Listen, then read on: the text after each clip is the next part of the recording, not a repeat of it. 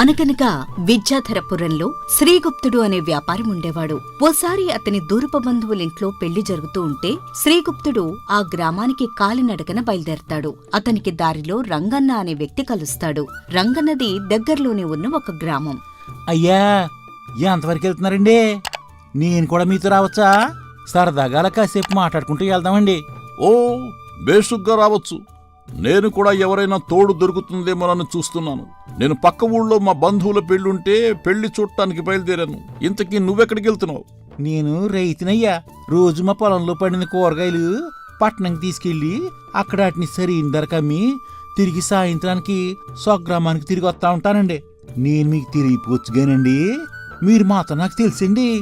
అవునా? అదెలాగోయ్? నేను నీకెలా తెలుసు? ఈ చుట్టుపక్కల ఊళ్ళల్లో మీ గురించి తెలియని వారు ఎవరున్నారండి? మీరు ఒక పెద్ద వ్యాపారని, పేరు శ్రీగుప్తుడు గారని అన్నీ నాకు తెలుసండి. అందుకే కనపడగానే మిమ్మల్ని పలకరించానయ్యా అని వాళ్ళిద్దరూ అలా సరదాగా మాట్లాడుకుంటూ ముందుకు సాగుతారు. ఇంతలో చీకటి పడుతుంది. ఇక వాళ్ళలా కొంచెం ముందుకు వెళ్లగా వాళ్ళు వెళ్లే దారిలో కొంచెం పక్కగా ఒక దెయ్యాల భవంతి ఉంటుంది. అది చూసి రంగన్న శ్రీగుప్తుడితో ఇలా అంటాడు. అయ్యా, అదిగోటి చూసారా? ఆ పాడుబడిన భవంతుందే, అది దెయ్యాల భవంతండే. చూడటానికి ఎంత భయంకరంగా ఉందో చూడండి. ఏంటయ్యా నువ్వనేది? దెయ్యాల భవంతేంటి? నాకసలే దెయ్యాలంటే భయం. అసలు ఈ భవంతికి ఆ పేరెలా వచ్చింది? అది చెప్పబోతున్నానయ్యా. ఒకప్పుడుది జమీందారుల లూగిలి. అయితే ఓసారి వాళ్ళ శత్రువులు కొందరు దొండగల సాయంతో ఆ రాత్రి అలా ఇంటి మీద పడి ఆ జమీందారు గారి వంశాన్ని మొత్తాన్ని హత్య చేసి ఇల్లు దోచుకునే ప్రయత్నం చేశారండి. అయితే వాళ్ళ జమీందారీ వంశంలో కొందరు మాత్రం ప్రాణాలతో తప్పించుకు పారిపోయారండి. అవునా? ఇంత ఘోరం జరిగిందా? అయ్యో పాపం. మరో తర్వాత ఏమైంది? అది చెప్పు. ఇంకేమవుతుందండి, వాళ్ళైతే తప్పించుకున్నారు గాని ఆ దొండగల తర్వాత ఇంటి మొత్తాన్ని కొలగొట్టి ఉన్నదంతా దోసుకుపోయారయ్యా. ఇక కాలక్రమేణా ఈ భవనం శిథిలమయ్యి ఇదిగో ఈ రోజు స్థితికి వచ్చిందయ్యా. అయితే ఈ భవంతి దారికి కొంత దూరంగా ఉండవాళ్ళేమో అందులో దెయ్యాలుంటాయని భయం వల్ల ఏమో గాని చుట్టుపక్కల ఎవరూ కూడా అటుకేసి వెళ్ళేవారు కాదు. దాంతో రాను రాను ఇది దెయ్యాల భవంతిగా మారిపోయిందండి అని చాలా వివరంగా ఆ భవంతి గురించి శ్రీగుప్తుడికి చెప్తాడు రంగన్న. అయితే అంతా విన్న శ్రీగుప్తుడు రంగన్నతో ఇలా అంటాడు. అదంతా సరే, అయితే ఇప్పుడు ఈ సంగతి నాకెందుకు చెప్తున్నట్టు నువ్వు? అయ్యా, నాకు ఎప్పటినుంచో కోరుకుందయ్యా. ఈ పాడుపడిన భవంతి లోపల ఎలా ఉంటుందో చూడాలని నేను రోజు ఈ దారి గుండా వెళ్ళేటప్పుడు ఆ భవంతిని చూడగానే అనిపిస్తుందయ్యా. కానీ ఒంటరిగా అందులోకి పోవడం చూస్తే ఎవరన్నా ఏమనుకుంటారోనని సంకోచిస్తానయ్యా. ఇక ఇప్పుడు ఎలాగో మన ఇద్దరం ఉన్నాం కాబట్టి మీరు వస్తానంటే మన ఇద్దరం వెళ్ళి ఆ భవంతి లోపల ఏముందో చూసొద్దాం. ఏంటంటారు? అయితే అతని మాటలు విన్న శ్రీగుప్తుడు పక్కున ఒక నవ్వు నవ్వి రంగన్నతో ఇలా అంటాడు. ఏంటేంటి? ఆ ఇంట్లోకి నువ్వొక్కడు వెళ్లడం చూస్తే ఎవరైనా అనుమానిస్తారా? దానికన్నా నీకు దెయ్యాల భయం అని చెప్పరాదు. నీకు భయం వేసి నన్ను తోడుగా తీసుకువెళ్తున్నావని నాకు అర్థమైందిలే. నాకు అలాంటి భయాలు ఏవి లేవండి. నేను అసలు దెయ్యాలని నమ్మను. అసలు ఆ భవంతు లోపల ఏముందో తెలుసుకోవాలనంతే. మన అదృష్టం బాగుంటే అక్కడ ఏదైనా నిధి నిక్షేపాలు ఏమైనా దొరకొచ్చేమో కదా, అందుకే అడుగుతున్నానండి. పదండి లోపలికి వెళ్ళి ఓసారి చూసొద్దాం. రంగన్న అలా నిధి గురించి చెప్పగానే అసలే అత్యాసపరుడైన శ్రీగుప్తుడికి కొంత ఆశ కలుగుతుంది. దాంతో వెంటనే అంగీకరిస్తూ, సరే పద, నువ్వు ఎంతగా అడుగుతున్నావు కాబట్టి నీతో వస్తాను, పద. అలా వాళ్ళిద్దరూ ఆ పాడుపడిన భవంతిలోకి ప్రవేశిస్తారు. భవంతిలోకి ప్రవేశించగానే లోపల్నుంచి గబ్బిలాలు ఒక్కసారిగా బయటకొస్తాయి. ఇక భవంతి గోడలన్నీ అప్పటికే శిథిలమై ఉంటాయి. ఎక్కడ చూసినా బూజు వెళ్లాడుతూ ఉంటుంది. అది చూసిన శ్రీగుప్తుడు, ఏంటి రంగన్న ఇది? ఈ భవంతి ఇంత భయంకరంగా ఉంది. ఎక్కడ చూసినా ప్రేత కళ ఉట్టిపడుతోంది. నిజంగానే ఈ భవంతిలో దెయ్యాలున్నాయంటావా? అబ్బే, అది ఏటుండదండి. చాలా రోజులుగా ఇక్కడ నరసంచారం అసలు లేదు కదా, అందుకనే ఇది పూర్తిగా శిథిలమైపోయింది. పదండి లోపలికెళ్ళి చూద్దాం అని వాళ్ళిద్దరూ ఒకరిని చూసి ఒకరు ధైర్యం తెచ్చుకుంటూ లోపల గదుల్లోకి వెళతారు. ఇంతలో విరిగిన గోడ సింహద్వారానికి అడ్డంగా కూలిపోతుంది. ఆ శబ్దానికి భయంకరంగా భవంతంతా దద్దరిల్లుతుంది. దాంతో శ్రీగుప్తుడు వణికిపోతూ, రంగా, ఈ ఇంట్లో నిజంగానే దెయ్యాలు ఉన్నట్టున్నాయి రోయ్. ఆ దెయ్యాలకి మనం రావడంతో కోపం వచ్చినట్టుంది. అందుకే ఆ గోడను అలా కూల్చేశాయి. ఇక అవి మనల్ని బ్రతకనివ్వవు. మనతో పాటు ఈ ఇంట్లోనే పూడ్చిపెట్టేస్తాయి. అనవసరంగా నీ వల్ల నేను ఈ భవంతిలోకి వచ్చి నా ప్రాణాల మీదకి తెచ్చుకున్నాను. పద, వెంటనే ఇక్కడి నుంచి బయటపడదాం అని వణికిపోతూ అంటాడు శ్రీగుప్తుడు.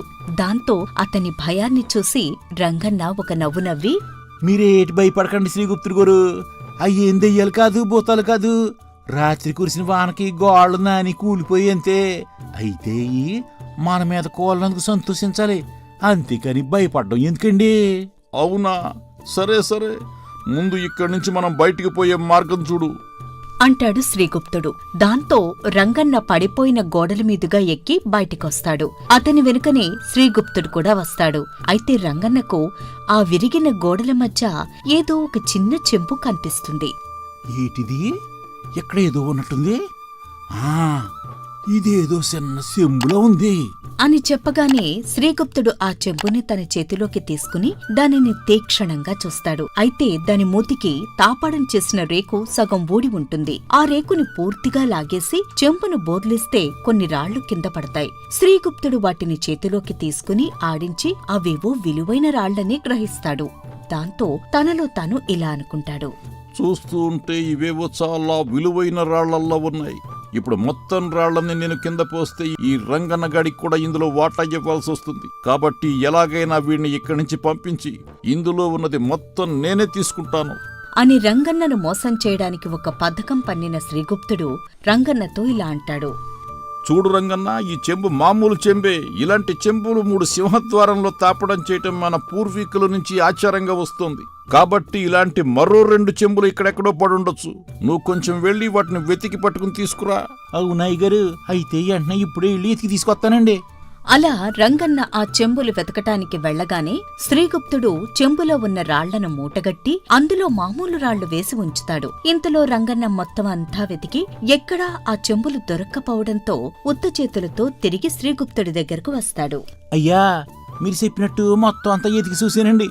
కానీ ఇక్కడెక్కడా మీరు చెప్పినట్టు ఎటువంటి చెంబులు దొరకలేదండి. ఇంతకీ ఈ చెంబులో ఉన్న రాళ్లు విలువైనవేనా? మనకు సంపద దొరికినట్టేనండి అని చాలా ఆశగా అడుగుతాడు రంగన్న.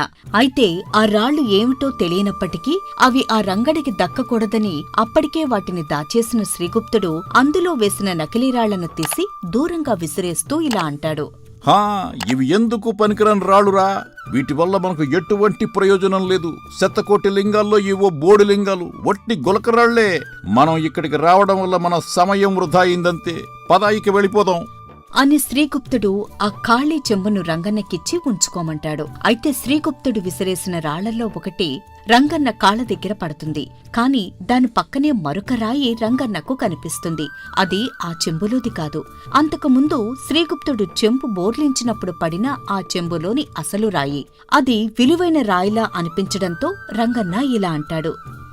ఈ బోర్లింగాన్ని ఇక్కడికి వచ్చి జ్ఞాపకంగా ఉంచుకుంటానండి అంటూ రంగన్న వంగి ఆ కొత్త రాయిని తీసి చెంబులో వేసుకుని తనలో తాను ఇలా అనుకుంటాడు. ఈ శ్రీగుప్తుడు నాకు సహాయంగా ఉంటాడని తీసుకొస్తే ఇతను నన్నే మోసం చేసి ఈ చెంబులోని అసలు రాళ్ళు కాజేయటానికి నన్నిక్కడి నుంచి దూరంగా పంపాడని నాకు అర్థమవుతుంది అని అసలు నిజం తెలిసినప్పటికీ ఆ సంగతి తనకు తెలిసినట్టు పైకి కనపడనివ్వడు. ఆ తర్వాత ఇద్దరూ ఎవరిదారిన వారు అక్కడ్నుండి వెళ్లిపోతారు. ఇక రంగన్న మరుసటి రోజు పట్నంలో కూరలమ్ముకుని శ్రీగుప్తుణ్ణి చూడబోతాడు. రంగన్నను చూడగానే శ్రీగుప్తుడు కంగారు పడతాడు. రంగన్న అనుమానం రూఢి అవుతుంది. ఏటయ్యా, నన్ను చూడగానంత కంగారు పడుతున్నారు?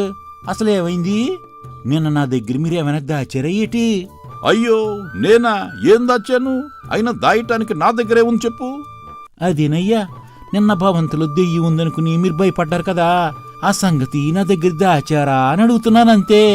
మీరేమంటున్నారు? అబ్బే, అలాంటిదేమీ లేదు. నిన్నంత ప్రయాణం చేశాం కదా, అలిసిపోయానంతే. మరోసారి కలిసినప్పుడు మాట్లాడుకుందాం. సరే, ఉంటాను నేను అని చెప్పి లోపలికి వెళ్లిపోతాడు శ్రీగుప్తుడు. అయితే అతని ప్రవర్తన చూసి అనుమానం కలిగిన రంగన్న అక్కడ్నుండి నేరుగా పట్నంలో ఉన్న తన స్నేహితుడు వసంతుడి వద్దకు వెళ్లి అతనికి జరిగిందంతా చెప్పి, అది జరిగింది వసంత. ఇప్పుడు ఎలాగైనా నాకు శ్రీగుప్తుడికి తగిన గుణపాఠం చెప్పాలనుంది. దానికి నీ సహాయం కావాలి. ఏటంటో? అని రంగన్న అడగడంతో వసంతుడు కొంతసేపు ఆలోచించి రంగన్నతో ఇలా అంటాడు. సరే అయితే తప్పకుండా నేను మోసం చేసిన వాడికి గుణపాఠం చెప్తాను. నీకు తెలుసుగా నేను పట్నంలో నాటకాలాడుతూ ఉంటానని. ఇప్పుడు అతనికి గుణపాఠం చెప్పడానికి కూడా నేనొక నిజమైన నాటకం ఆడబోతున్నాను. నువ్వు చూస్తూ ఉండు. అని అతనా సాయంకాలం ఖరీదైన దుస్తులు వేసుకుని పెద్ద మనిషిలా శ్రీగుప్తుడి దుకాణానికి వెళతాడు. అప్పటికే శ్రీగుప్తుడు ఆ శిథిలాల మధ్య దొరికిన రాళ్లను సానపట్టిస్తూ ఉంటాడు. అవి ముడి వజ్రాలు. చాలా ఏళ్లనాటివి కావటం చేత మట్టిపట్టి రాళ్లలాగా ఉన్నాయి. అయితే సరిగ్గా అదే సమయానికి అక్కడికి వచ్చిన వసంతుడు శ్రీగుప్తుడితో ఇలా అంటాడు. నేను సరైన సమయానికి వచ్చినట్టున్నాను. నాకు వజ్రాలు కావాలని తిరుగుతుంటే ఈ ఊళ్ళో మీరు ఒక పెద్ద వ్యాపారిని ఎవరో చెప్తే వినొచ్చాను.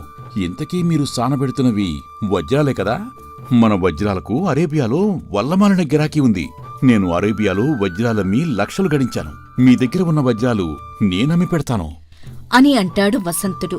దాంతో తంతే బోరెల బుట్టలో పడ్డాను అని భావించిన శ్రీగుప్తుడు వెంటనే వసంతుడితో ఇలా అంటాడు. అవునా? అయితే మరి ఈ వజ్రాలకు ఎలా విలువ కడతారు? అందుకు నా దగ్గర వజ్రదుర్బిణి అనే ఒక పరికరం ఉందండి.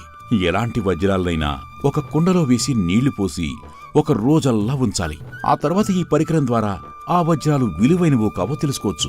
మీకు కావాలంటే ఆ పరికరాన్ని మీకు ఒక రోజు పాటు నేనే ఇస్తాను అని అంటాడు వసంతుడు. దాంతో శ్రీగుప్తుడు తనకు దొరికిన రాళ్లను వసంతుడికి చూపించి, వీటి విలువ మీ వజ్రదుర్బిణి ద్వారా తెలుస్తుందా? ఒక్కసారి చూసి చెప్పండి అని అనగానే వసంతుడు వాటిని తన చేతిలోకి తీసుకుని పైకి కిందకి ఆడించి ఇలా అంటాడు. తప్పక తెలుస్తుంది. ఇవి పాతకాల నాటి వజ్రాలు. ఇప్పుడు ఇలాంటివి దొరకటం లేదు. మీ వజ్రదుర్బిణి నాకు అమ్ముతారా? అసంభవం. ప్రపంచంలో అవి 4 ఉన్నాయి. అందులో నాదొకటి అంటూ వసంతుడు తన వెంట తెచ్చిన పెద్ద పెట్టెలో నుండి ఒక చిన్న పెట్టె తెరిచి, ఇదే వజ్రదుర్బిణి. ఆ వజ్రాలు ఇందులో వేయండి అని అంటాడు. దాంతో శ్రీగుప్తుడు వజ్రాలను అందులో వేస్తాడు. వసంతుడు వెంటనే ఆ పెట్టెలో నుండి కొంత భస్మం తీసి శ్రీగుప్తుడికి ఇచ్చి, దీన్ని మీ చేత్తో పెట్టె మీద చల్లండి అని అనగానే శ్రీగుప్తుడు అలాగే చేస్తాడు. వసంతుడు ఆ పెట్టెకు తాళం వేసి చిన్న పెట్టెను శ్రీగుప్తుడికిస్తూ, దీన్ని కుండలో పెట్టి నీళ్లు పోయండి. నేను రేపు ఈ సమయానికొచ్చి నా పెట్టె నేను తీసుకుంటాను అని అక్కడ్నుండి బయల్దేరి నేరుగా రంగన్న ఇంటికి వెళ్లి శ్రీగుప్తుడి వద్ద నుండి తీసుకున్న వజ్రాలను అతనికిస్తాడు. ఈ వజ్రాలమ్మి మనం చెరిసగం తీసుకుందామా? ఒకప్పుడు ఈ వజ్రాల కోసమే ఆ భవంతిలో రక్తపాతం జరిగింది. ఒక పెద్ద కుటుంబం చెల్లాచెదరైపోయింది అని వసంతుడంటాడు. దాంతో ఆశ్చర్యపోయిన రంగన్న ఇలా అంటాడు. అవునవును, ఆ సంగతి నీకెలా తెలుసు? అసలు ఈ వజ్రాలకు నీకు ఏంటి సంబంధం? చెప్తాను. ఈ వజ్రాల వెనక ఉన్న అసలు కథ చెప్తాను. అసలు ఈ వజ్రాలు మా తాత సంపాదించి మా వంశనాశనం చేతులారా కొని తెచ్చుకున్నాడు అని వసంతుడు అంటాడు విచారంగా. దాంతో ఆ వజ్రాల వెనుక ఉన్న అసలు కథ తెలుసుకున్న రంగన్న ఆ రోజు ఆ దొంగల దాడి నుంచి తప్పించుకున్న ఆ ఇంటి వారసుడు అతనేనని తెలుసుకుని అతనిపై జాలిపడి ఇలా అంటాడు. అలా అయితే వీటిని మొత్తం నువ్వే ఉంచుకో, నాకిందులో ఏమీ వద్దు. అదేంట్రంగన్నా, నీ మూలంగానే కదా వీటి ఆచొక్కి నాకు తెలిసింది. మా వంశం నాశనమయ్యాక నాకు వీటి మీద ఏ మోజుంటుంది చెప్పు? నువ్వన్నట్టు వీటిని అమ్మి డబ్బు చెరిసగం తీసుకుందాం అని వసంతుడంటాడు. ఇక మరుసటి రోజు శ్రీగుప్తుడు నీటి నుంచి ఆ చిన్న పిట్టను తీసి చూస్తే అందులో రాళ్లు తప్ప ఇంకేమీ ఉండవు.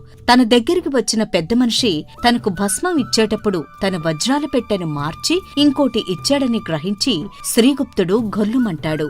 శ్రీగుప్తుడు చూస్తూ ఉండగానే రంగన్న పట్నంలో పెద్ద లోగిలి కట్టించి కొత్త వ్యాపారం మొదలు పెడతాడు. అలా రంగన్నని మోసం చేద్దామనుకున్న శ్రీగుప్తుడికి తగిన శాస్తి జరుగుతుంది.